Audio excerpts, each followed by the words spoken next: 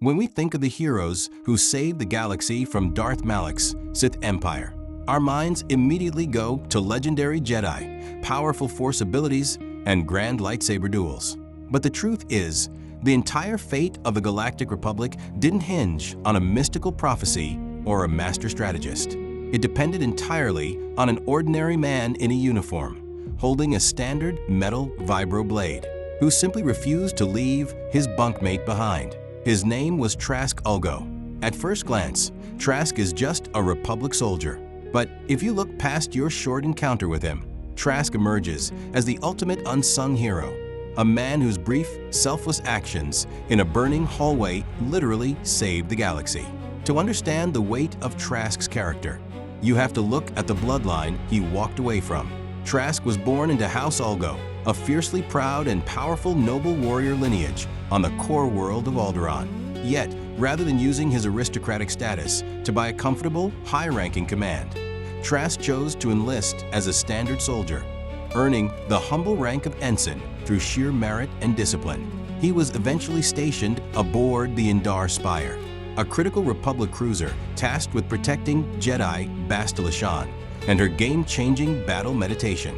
Because the stakes were so high, the Republic handpicked only their absolute elite for this crew, meaning Trask's low rank wasn't a sign of mediocrity, but a testament to his exceptional competence among the best of the best, even when personal tragedy struck right before the battle, with a notorious assassin murdering his family members down on the planet Terrace. Trask set aside his grief and potential desire for vengeance to remain completely locked in on his duty. When the Sith fleet ambushes the Indar Spire, we see the true measure of the man. While the rest of the crew panics and rushes for safety, Trask runs backward into the danger zone, navigating explosions just to wake up his bunkmate, whom he genuinely believes is a green, defenseless Republic recruit.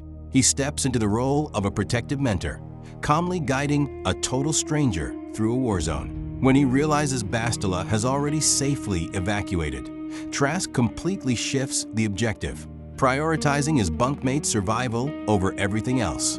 Just steps away from the escape pods, the ultimate nightmare blocks their path. Darth Bandon, Malak's ruthless Sith apprentice, radiating overwhelming dark side energy. Without a second thought, Trask draws his vibroblade, yells for his bunkmate to run, and intentionally locks himself in a room with a Sith Lord. It is a suicide mission born of pure, unconditional kindness, giving a nameless stranger the precious seconds needed to escape the exploding ship. But it's the massive twist later that elevates Trask's sacrifice into the realm of legendary tragedy.